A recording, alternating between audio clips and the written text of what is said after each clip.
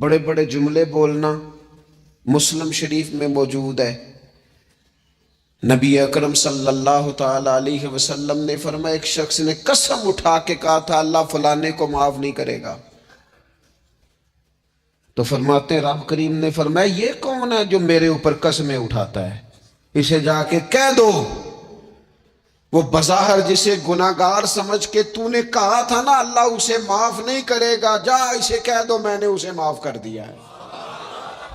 اور یہ جو تو حاجی نمازی نیک پرہیزگار بنا پھرتا تھا اور قسمیں اٹھاتا تھا رب فلانے کو معاف نہیں کرے گا، اسے کہو تیرے سارے عمل برباد کر دیے، نئے سرے سے عمل کرنا شروع کر، تیری ساری پچھلی نیکیاں ضائع کر دی۔ تو کون ہوتا ہے قسمیں اٹھا کے کہنے والا، زبان کو کنٹرول نہ رکھنے والا میرے بندوں کے بارے میں؟ اور ٹھیک ہے آپ داڑھی والے ہیں، ٹھیک ہے آپ پگڑی والے ہیں، ٹھیک ہے آپ مسواک کرتے ہیں، ٹھیک ہے آپ نماز پڑھتے ہیں، لیکن علم پڑے دا مان نہ کریے مات آکھی میں پڑھے آ او تے جبار کہار کہاوے متے روڑ دیوی دودھ کڑے آ۔ آپ نیک ہیں تو اس کا مطلب ہے آپ کو جس کو مرضی گناہگاری کا آپ سرٹیفکیٹ جاری کرتے پھریں گے؟ آپ نمازی ہیں تو آپ باہر نکل کے جنت کی ٹکٹیں بانٹیں گے؟ آپ سخی ہیں تو آپ کہتے پھریں گے فلانا دیتا کچھ نہیں، فلانا بانٹتا کچھ نہیں؟ کس نے اختیار دیا؟ اللہ کے بندوں پر جرت کا اختیار کس نے دیا؟ وہ جی فلانا اگر بخشا گیا تو میں بھی بخشا جاؤں گا، یہ بات کرنے کی اجازت کس نے دی؟ فلاں قوم اگر جنت میں چلی گئی تو پھر ہم نہیں روکے جائیں گے؟ اتنی بڑی جرت، اتنی بڑی بات! تو کون ہوتا ہے رب کی جنت اور کے بارے میں فیصلے کرنے والا؟ ایک ذات ہے جو کسی کے لیے جنت کا فیصلہ کرتی ہے اور کسی کو دوزخ کی سزا سناتی ہے، وہ مدینے والے رسول کی ذات ہے۔ باقی کسی کو یہ حق حاصل نہیں ہے کہ وہ کسی کے بارے میں یہ فیصلہ کرے کہ اللہ اسے معاف نہیں کرے گا۔ تو کون ہوتا ہے؟ تیری حیثیت کیا ہے؟ وہ پیر ہو، وہ مولوی ہو، وہ مفتی ہو، وہ کوئی بھی ہو، رب سب پر کرم فرمانے والا ہے۔ کسی کو اجازت نہیں کسی کے بارے میں یہ ڈگری جاری کرنے کی، کسی کو اجازت نہیں۔ لہذا یہ کمزور باتیں کرنا، یہ کچی باتیں کرنا اور جناب نیکی کر کے تو پھر بڑے بڑے بول بولنا کس نے اجازت دی؟ میں ممبر پہ بیٹھا ہوں اور مجھے سالوں بیت گئے تبلیغ کا کام کرتے، میں ایسے لوگوں کو جانتا ہوں جن کا بالکل نام نہیں آتا لیکن انہوں نے اپنی زندگی میں کروڑوں روپے راہ خدا میں خرچ کیے، ان کا کہیں ذکر نہیں، کہیں انہوں نے تذکرہ نہیں کیا، لیکن وہ ہر روز رات کو اٹھ کے تہجد پڑھتے۔ انہوں نے کبھی کسی کو نہیں بتایا، لیکن جب وہ اپنی تسبیح نکالتے ہیں تو انہیں توفیق دیتا ہے کائنات کا مالک کہ پڑھ میرے رسول پہ درود پاک، اور وہ لاکھوں کی تعداد میں پڑھ گزرتے ہیں، انہیں توفیق دی ہے رب نے، لیکن انہیں اپنی زبان سے یہ باتیں کبھی بیان نہیں کی۔ میں جانتا ہوں ایسے لوگوں کو میرے عزیزوں، اپنی زندگی میں بڑا بول نہیں۔ ایک بڑی نیک خاتون ہے، پاک باز ہے، حضور علیہ السلام کی بارگاہ میں حاضر ہیں، تو انہوں نے صرف اتنا لفظ کہہ دیا کہ یہ فلانی بی بی کا قد چھوٹا ہے، حالانکہ یہ کوئی بڑی بات نہیں، لوگ کہہ دیتے ہیں۔ اور ہمارے ہاں تو جب کوئی تنقید کرنے پہ آتا ہے تو جو من میں آتا ہے کہہ دیتا ہے، یہ جی اس بی بی کا قد چھوٹا ہے، اتنے لفظ کہہ دیے۔ تو نبی اکرم صلی اللہ تعالی علیہ وسلم نے فرمایا یہ جو تم نے بات کی ہے نا، اگر تمہارے یہ جملے میں میٹھے پانی والے سمندر میں ڈال دوں تو وہ سمندر کڑوا ہو جائے گا۔ تم نے کسی پر تنقید کی، کسی کے قد پر اعتراض کیا، یہ تعلیم امت کے لیے حضور نے بات ارشاد فرمائی، ورنہ وہ خاتون ان کی تو بڑی عظمت ہے، لیکن رسول اللہ صلی اللہ تعالی علیہ وسلم نے ہمیں بتایا، ہمیں سمجھایا، ہمیں سکھایا کہ تم اپنے بول کی وجہ سے، اپنے لفظوں کی وجہ سے اپنی نیکیاں ضائع نہ کر بیٹھنا، دعوے نہ کرتے پھرنا زندگی میں کہ میں نے یہ کر دیا، میں نے وہ کر دیا، میں نے بڑے انقلاب برپا کر دیے، اور جی اللہ کا فضل ہے جی اللہ نے بڑی توفیق دی ہے جی, ڈیرے میں بڑے لوگ روٹی کھاتے ہیں جی, دسترخوان میں نے لگایا ہوا ہے جی, فلانے کے ساتھ ہی او بس کر یار, تو کسی کو کیا دے سکتا ہے, یہ دیکھ تو دینے والا تو کریم رب ہے. تو 100 کو دے کے 200 کو دے کے بتاتا ہے, وہ پتہ نہیں کس کس کو عطا فرماتا ہے. حضرت ابراہیم خلیل علیہ السلام بغیر مہمان کے روٹی نہیں کھاتے تھے. ایک دن مہمان آیا, یہ نبیوں کی شان ہے, پیغمبروں کی شان ہے. ایک دن مہمان آیا تو فرمانے لگے بسم اللہ پڑھ. وہ کسی اور نظریے کا تھا, نہ پڑھ سکا. فرمانے لگے جا کہیں اور روٹی کھا لے, اگر نہیں پڑھتا تو. اٹھ کے چلا گیا تو رب کریم نے فرمایا خلیل کتنی عمر ہو گئی اس بندے کی؟ مالک بوڑھا ہو گیا ہے. فرمایا اس نے کبھی میرا نام نہیں لیا, میں نے تو ٹکر کبھی بند نہیں کیا, میں نے تو نہیں کبھی بند کیا, میں تو دیتا ہوں, عطا کرتا ہوں. یہاں لوگ کہتے ہیں جا تیری تنخواہ کاٹی گئی, یہاں لوگ کہتے ہیں جا تیرے اتنے دن کے فلاں معاملات ختم ہو گئے, جا نکل ادھر سے, میں دیکھتا ہوں کون تجھے روٹی پہ رکھتا ہوں. بس کر, واللہ خیر الرازقین, رزق دینے والا اور بہتر دینے والا میرا رب کریم ہے. اس لیے بڑے جملے نہیں, میرے نبی اکرم صلی اللہ تعالی علیہ وسلم نے فرمایا بے شک بڑے بول اور بری عادتیں تمہارے نیک اعمال کو اس طرح بگاڑ دیتی ہیں جس طرح سرکہ شہد کو بگاڑ دیتا ہے. لہذا میرے دوستو, عمل کرنا ہے پھر اسے چھپانا ہے, کیونکہ جس چیز کو بندہ چھپاتا ہے نا اسے قیمتی سمجھتا ہے. میرا دل کرتا ہے میں یہ بات روز کروں, مجھے پیاری بڑی لگتی ہے, روز کروں یہ بات. پاک رسول کی پاک اولاد, عزت والے نبی کا عزت والا گھرانہ, امام زین العابدین, اتنے اتنے موٹے موٹے پشت پر نشان تھے, موٹے موٹے. غسل دیا جا رہا تھا تو ساری کمر موٹے موٹے داغ. آج کل پیر کا چہرہ بھی نورانی ہونا بڑا ضروری ہے نا, نورانی ہونا. او حضرت بلال بھی بڑے ہی پیر ہیں, اگرچہ حبشی النسل ہیں پر بڑے پیر ہیں. لہذا یہ کچھ چیزیں ایسی ہیں جو لوگوں نے اپنی مرضی سے طے کر لی ہیں. اس میں شک نہیں کہ حضور نے فرمایا ہے کہ جسے دیکھ کے رب یاد آئے وہ اللہ کا ولی ہے. لیکن صرف گورے رنگ دیکھ کے رب یاد نہیں آتا, رنگ سانولا بھی ہو پر رب کے انوار برس رہے ہوں تو رب یاد آ ہی جاتا ہے. اور میرے دوست, یہ ذرا بات کو سمجھنا اور اسے یاد رکھنا. اتنے اتنے موٹے پشت پر نشان, غسل دیا جا رہا ہے. لوگوں نے بیٹے سے پوچھا یہ حضرت صاحب کو کیا ہے؟ تو والد وہاں آرام فرمائے ہیں جہاں غسل دیا جا رہا ہے. تو امام باقر رو پڑے, کہنے لگے میرے ابا جی نا اپنی پشت پر تھیلے رکھ کے نا اناج کے. کس کی بات کر رہا ہوں؟ حسین ابن علی کے بیٹے, کربلا میں بچنے والے میرے امام کے ایک صاحبزادے, پشت پر بوریاں رکھ کے غریبوں کے گھروں میں پہنچا کے آتے. وہ صاحبزادہ صاحب آپ کہاں ہوتے تھے؟ فرماتے میں کہتا تھا میں نہ دے آؤں. فرماتے تھے نہیں, اگر تو دینے جائے گا اس غریب کا مجھے نام بھی بتانا پڑے گا جس کو میں لنگر دیتا ہوں. یہ میرا اور میرے رب کا راز ہے. میں اس ماڑے بندے کو رسوا کر دوں جس کی صرف بیٹیاں ہی بیٹیاں ہیں, اسے رسوا کر دوں جو بیچارہ. فرمایا وہ مجھے بتاتے نہیں تھے, بڑھاپے تک پشت پر بوجھ رکھ کے انہوں نے نبی پاک کی امت کے گھروں تک پہنچایا ہے. میرے اسا فرمایا کرتے تھے کسی کی بیٹی کی شادی کرانی ہے پھر خود نہیں شادی پہ جانا.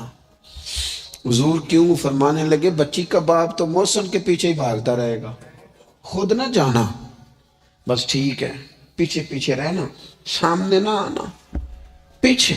میرے دوست کبھی بھی کوئی بڑا بول نہیں, اس سے نیکیاں. اور پھر ایک اور بات, دل اگر صاف نہ ہو تو بھی مالک نیکیاں قبول نہیں کرتا. پاک ہوئے تے پاک ہی ملتا ہی. تے بنا پاکوں پاک نہیں ملدا، اے سارے وجود دے تون دے نالوں اکو تولا ہے ٹکڑا دل دا۔ یہ جو پاکیزگی ہے نا دل کی، یہ نہ ہو تب بھی نیک اعمال اس کی بارگاہ میں قبول نہیں ہوتے۔ نیک اعمال کی قبولیت کے لیے دل کا صاف ہونا، کشادہ ہونا، کھلا ہونا، یہ بھی ضروری ہے۔ دل میں بوجھ ہو، عداوت ہو، حسد ہو، لوگوں کے لیے کینہ بھرا ہوا ہو اور اعمال قبول ہو جائیں نہ۔ اس کریم کے کچھ فیصلے ہیں، وہ اعمال کی قبولیت کے آداب بتاتا ہے۔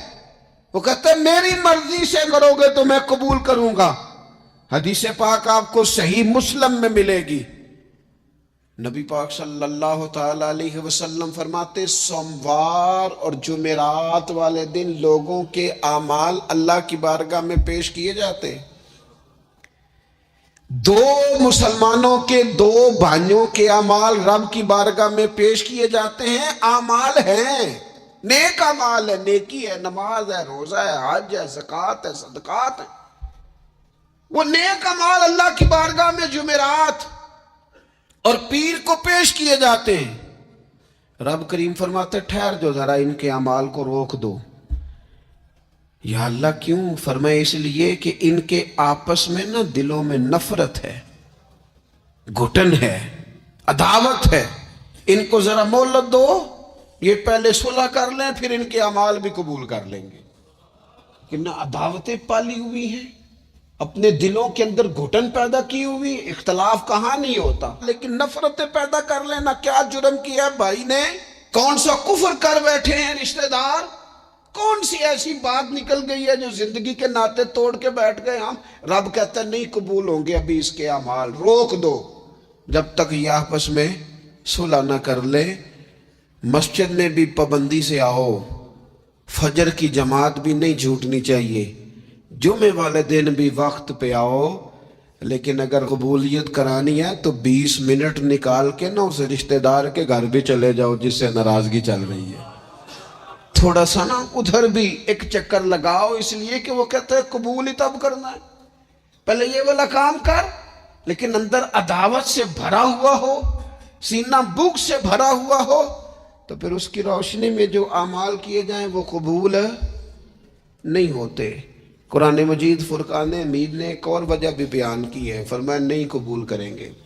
امام شافعی سے ایک بندے نے کہا میرا دل کرتا ہے میں کچھ لوگوں پر خرچ کروں پر مجھے کوئی مستحق بندہ نہیں ملتا، تو امام صاحب ہنس پڑے، کہنے لگا جی آپ ہنسے کیوں؟ فرمانے لگے تو جو کچھ اللہ نے تجھے دیا ہے تو اس کا مستحق تھا، تو حقدار تھا۔ جب رب نے تجھے بغیر حساب دیا ہے تو اللہ کے بندوں کو ٹٹولتا پھرتا ہے، تو کہتے میں پتہ کروں یہ حقدار ہے کہ نہیں، اور تو اس کے رستے میں بے حساب دے، رب بھی تجھے بے حساب ہی عطا فرمائے گا۔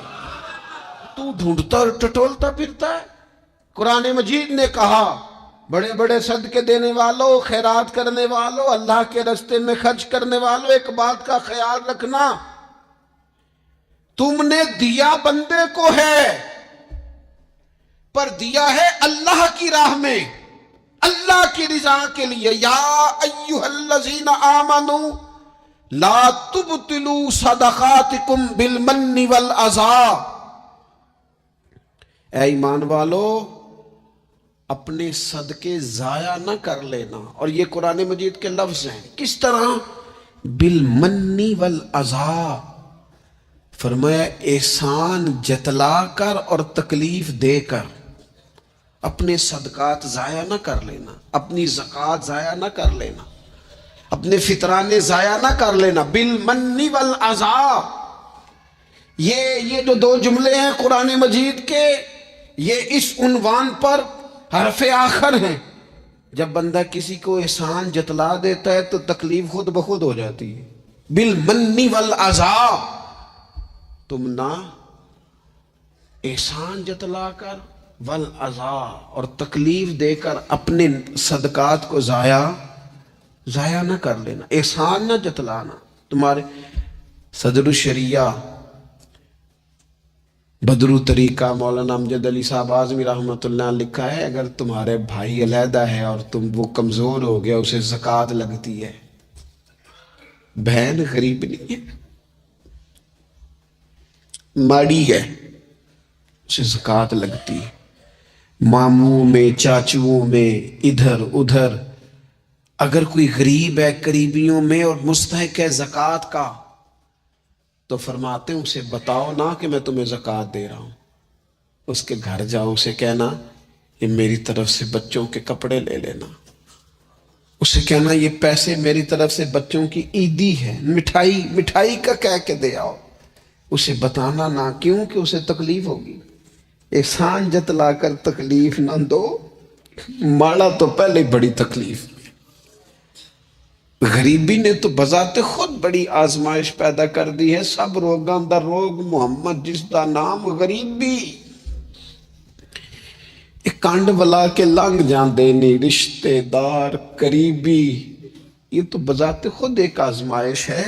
मजीद तकलीफ ना दो किसी को। एहसान जतलाते हो, बताते हो, फोटोबाजी करते हो, दावे करते फिरते हो। सुने, सही मुस्लिम में हदीस है, नबी अकरम सल्लल्लाहु ताला अलैहि वसल्लम ने इतना सख्त हुक्म बयान फरमाया।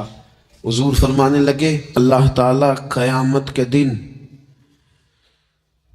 3 किस्म के लोग ऐसे हैं, ना उनसे कलाम करेगा, ना उन्हें पाक फरमाएगा, ना उनकी तरफ निगाह ही करेगा। या रसूल अल्लाह सल्लल्लाहु ताला अलैहि वसल्लम जल्दी बताइए ये कौन है? तो हुजूर फरमाने लगे, एक वो शख्स जो तकब्बुर के तौर पर, दिल में तकब्बुर हो, तकब्बुर के तौर पर अपनी तहम्मत को या अपनी शलवार को टखनों से नीचे लटकाए कि पता चले मेरे पास बड़ा कपड़ा है, तकब्बुर के तौर पर। और दूसरा, हुजूर अलैहिस्सलातु सलाम ने फरमाया झूठी कसमें खाने वाला बंदा। और तीसरा, हुजूर फरमाते हैं जो एहसान जतलाता है ना रब करीम इसकी तरफ निगाह करम करेगा, ना इसे पाक करेगा, ना क़यामत के दिन इससे कभी कलाम फरमाएगा। ऐसे लोगों की नेकियां अल्लाह कबूल नहीं फरमाता। और एक हदीस पाक और सुनिए, सही बुखारी में मौजूद है। अल्लाह के प्यारे रसूल सल्लल्लाहु ताला अलैहि वसल्लम, ये अगर नाराज ना हो तो नौजवान ज़रा गौर करें मेरी बात पर। मैं ज़ाहिर है मुआशरे का हिस्सा हूँ, सोसाइटी में रहता हूँ, कुछ चीज़ों को मैं करीब से जानता हूँ। पता है बंदा नेक कौन होता है? जिसकी तन्हाई नेक होती है, जो अकेले में नेक होता है। तन्हाई जिसकी पाक साफ होती है, असल में वो बंदा नेक होता है। हमारे यहाँ ना बिलखुसूस नौजवान नस्ल से कहूँगा, तुम्हारे पास सहूलत आई है मोबाइल की, तुम्हारे पास सहूलत आई है इंटरनेट की, लेकिन देखना इसकी वजह से कहीं तुम्हारी तन्हाई नापाक ना हो जाए। देखना इसकी वजह से कहीं तुम्हारा वो अकेले में जो तुम्हारा रब रसूल से रिश्ता जुड़ना चाहिए था, सजदे का नूर होना चाहिए था, अच्छी मनसूबाबंदी करनी चाहिए थी, वो मैला कुचैला ना हो जाए। तन्हाई जिस बंदे की पाक होती है वो नेक होता है। महफिल में तो सारी अच्छी अच्छी बातें करते हैं, महफिल में तो सारे लोग ही नेक होते हैं। ये सही बुखारी में हदीस है, नबी अकरम सल्लल्लाहु ताला अलैहि वसल्लम ने फरमाया, मैं अपनी उम्मत के कुछ ऐसे लोगों को जानता हूँ जो क़यामत के दिन तहामा पहाड़ के बराबर नेकियां लेके आएंगे। तिहामा पहाड़ था एक बड़ा सफ़ेद रंग का, इस पहाड़ के बराबर वो नेकियां लेके आएंगे, लेकिन फरमाया अल्लाह ताला उनकी नेकियों को हवा में उड़ा देगा। हजरत सौबान रदी अल्लाह ताला अन्हु ने अर्ज की, या रसूल अल्लाह सल्लल्लाहु ताला अलैहि वसल्लम, हमें ये मामला खोल कर बयान कर दें। हुजूर अलैहिस्सलातु सलाम फरमाने लगे, वो रातों को इबादत भी करते हैं, अल्लाह की बारगाह में भी हाजिर होते हैं, लेकिन फरमाया उन लोगों का मसला ये है, उनका नुकसान ये है, घाटा और खसारा ये है कि जब वो अकेले होते हैं तो रब की हुर्मतों को पामाल करते हैं, दीन की हदों को तोड़ते हैं, तन्हाइयों में रब की नाफरमानी करते हैं। नतीजा क्या निकलता है कि वो जो लोगों के बीच नेकियां की होती हैं, नमाजें पढ़ी होती हैं, इबादतें की होती हैं, सदकात की होते हैं, वो भी ज़ाया हो जाते हैं। اگر یہ لوگ اپنی تنہائی پاک کر لیں تو ان کی باقی ساری عبادتیں بھی محفوظ ہو جائیں گی. اپنی تنہائی پر توجہ دیں. اپنی بالخصوص نوجوانوں، میری آپ سے بڑی درد مندانہ اپیل ہے، اپنی تنہائی میں نا رب کی بارگاہ میں حاضر ہو، اچھے ارادے کرو، اچھی منصوبہ بندی کرو، لمبی دعائیں مانگو. اکیلے جب ہو تو پھر نہ وضو کر کے رسول پاک کی بارگاہ میں درود و سلام پڑھو. دلوں کو قوت ملے گی، حافظے مضبوط ہوں گے، تمہارے چہروں پر روشنی آئے گی. حضور علیہ السلام نے فرمایا شراب جو ہے نا یہ ناپاکی کی جڑ ہے. فرمایا جس نے شراب کو پیا 40 دن تک اللہ اس کی عبادت قبول نہیں فرمائے گا. اور حضور علیہ السلام فرماتے ہیں اگر کوئی اس حال میں مرا کہ اس کے پیٹ میں شراب تھی تو وہ جاہلیت کی موت مرا ہے. جس طرح جاہلیت میں لوگ مرتے تھے، مجھے بتائیے ایک دفعہ پیے تو 40 دن تک نماز قبول نہیں ہوتی، تو جو عادی ہو خدا را اپنے بچوں کی نگرانی کرے، اپنے دائیں بائیں غور کرے، یہ بہت بڑی مصیبت ہے. حضرت مولا علی شیر خدا فرمایا کرتے تھے دریا میں اگر شراب کا قطرہ گرے اور پھر وہ دریا خشک ہو جائے اور پھر نیچے سے گھاس اگائے اور پھر میرا گھوڑا اگر وہ گھاس کھا لے تو میں اس گھوڑے پر سواری بھی نہیں کروں گا. اتنی زیادہ یہ ناپاک ہے، پلید ہے کہ میں اس گھوڑے پر نہیں بیٹھوں گا. اس سے احتیاط کی جائے. اور پھر میرے نبی اکرم صلی اللہ تعالی علیہ وسلم نے فرمایا 3 طرح کے لوگ ایسے ہیں کہ ان کی نمازیں ان کے کانوں سے اوپر نہیں جاتی. اللہ تعالیٰ کی بارگاہ تک عرش تک پہنچنا تو دور کی بات، کانوں سے اوپر نہیں جاتی. 3 قسم کے لوگ ہیں. ایک تو حضور فرماتے ہیں بھاگ جانے والا غلام. اس دور میں لوگ غلام خریدتے تھے، جو بھاگ گیا اس کی نماز کانوں سے اوپر تک نہیں جاتی.